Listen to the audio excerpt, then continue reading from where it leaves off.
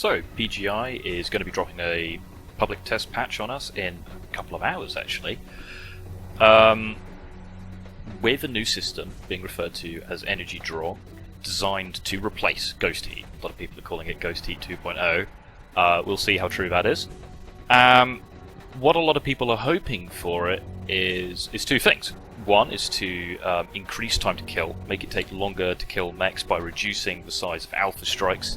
Not necessarily reducing overall damage output, but reducing those spikes of damage that can hit one component.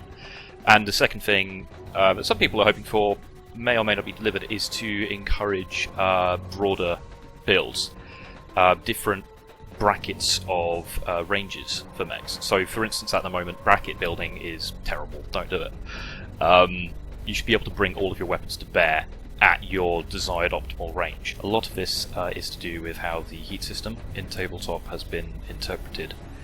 The rising heat penalties in tabletop generally can prevent heavier mechs from having just short or long range weapons, but that's really a topic for another video. The main problem that this could potentially address is boating of individual weapon types. Obviously, one of the main ideas behind this energy draw system is to remove the fact that it's so easy to build around Ghost Heat. But I think one of the biggest problems with Ghost Heat is actually the fact that a heat penalty is such a huge spanner in the works that people do not risk triggering Ghost Heat at all. People very rarely build builds that are capable of triggering Ghost Heat. If you do have a build that can trigger Ghost Heat, quite often people use macros in order to prevent themselves from accidentally triggering it, because the penalty is so huge. In fact, if I were to change one thing about Ghost Heat that wouldn't take a huge amount of effort to change, it would be to make Ghost Heat a hard limit that you can't pass. If I try to fire 7 medium lasers, for instance, it will fire the first 6 and then half a second later fire the 7th. If you have override enabled, then you can fire as many weapons as you want and you get the existing Ghost Heat penalties, but there needs to be a more rigorous method in the game for preventing yourself from stepping over those penalties. The new system, in my mind, if it doesn't address that, will ultimately remain dissatisfying to a very large number of players and will simply pigeonhole people into building mechs a certain way for not wanting to risk the heat penalty at all. We have very few details. In fact, most of the details we have are from the fact that this has been suggested, or something with a similar name has been suggested by various players for years. Literally years.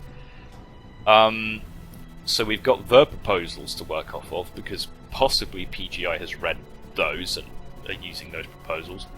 And a couple of vague tweets from Russ. One of them mentioned 30 damage as being a limit. Now, the huge problem with that is, if it is genuinely firing an alpha over a certain damage value and all weapons are weighted the same, 3 medium lasers fired at the same time is not nearly as effective as 1 Gauss rifle fired at the same time, and if you don't understand why, then you need to go and watch some basic videos on how to play the game. So if there's no system in place to weight, say a Gauss rifle inflicts a bigger penalty than 3 medium lasers, then the system's not going to work. People are just going to play the system to their advantage the way they've always done it before. But if there is some kind of weighting system in mind, so for instance, you can't fire any more than 30 damage worth of laser weapons, but you can fire 40 damage worth of SRMs in one go, then this could potentially be a very interesting system. So it does look like this system, whatever form it takes, will probably do a fairly good job at increasing time to kill. But one area that remains to be seen and needs to be really looked at and thought about is whether or not it's going to prevent boating and broaden the diversity of builds. If we simply go with one energy drain system, all weapons are affected the same or slightly differently, but they're all contributing to that same available pool of energy drain, then we're just going to see laser vomit. We're just going to see laser vomit and ballistic boating, and maybe sometimes SRM boating. And this is because boating weapons with similar capabilities and behaviours is always more effective than mixing them. The reason why currently we do see quite a few mech builds that mix ballistic weapons with laser weapons is because of the ballistics allow you to have higher alpha than with just laser weapons, because of that ghost heat penalty, and because lasers produce high heat and ballistics don't. If we essentially prevent people from firing alphas larger than 30, then yeah, we're just going to see boating of one or the other type of weapon. We're not going to see those mix at all. For instance, if before this change I had a mech with 3 large pulse lasers and 2 SRM6s, after a change that limits me to 30 damage alphas, I'm probably not going to go, yeah, I'll keep the SRM6s on as a close range punch and switch to the SRM6s at close range and use the LPLs at long range. It's actually a lot more likely that I'm going to take the SRMs off, since I wouldn't be able to use them in an alpha anyway, and put on an extra large pulse laser and some heat sinks. Simply because then, while I do still have to fire 2 alphas, I don't have to keep track of 2 different weapon types. I don't have to fire my hit scan weapons and then lead with an SRM. I can just keep the hit scan beam on and then go zub zub zub zub with the second alpha. Because, quite simply, there's nothing about this system which encourages me to look at SRMs more favourably than energy weapons. What I would like to see is 2 separate systems, 2 completely independent systems. Energy drain and recoil. Now, energy drain can behave relatively similar to what I was talking about before. You can only fire a certain damage value of energy weapons. But recoil would affect ballistic and missile weapons. Now, we can tweak the numbers a little bit, but generally speaking, you shouldn't be able to fire any more than 25-30 damage worth of ballistic or missile weapons in one go. And the penalty for exceeding that threshold is not a heat penalty, simply from a realism perspective here, but it stops you dead in your tracks. If I fire 2 AC-20s, then I'm not going to get a heat penalty. My mech is just simply going to go come to a halt, and I have to re-accelerate up to speed. Depending on how much I've exceeded that penalty by, there could also be a short time period where my mech still has to stay still, so it'll be half a second before I can start accelerating again. And this is to represent the recoil overloading the mech's gyro and it having to stay still to get its bearings. Now, you don't have to put in any fancy animations to this. It's not a mech falling over, it's just staying still for a short period of time. You could put some fancy animations in if you wanted, like...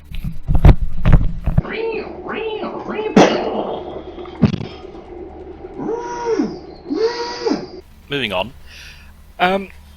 Now that I've proposed that we have 2 separate systems, you're going to ask, but that would mean that you'd be able to have an alpha much higher than 30, which is what the system presumably is trying to prevent.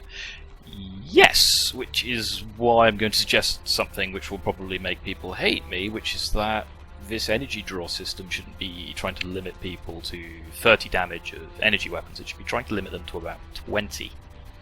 And about 20 or so of ballistic and missiles, with missiles weighted slightly lower than ballistics, since ballistics are pinpoint front-loaded damage and SRMs spread.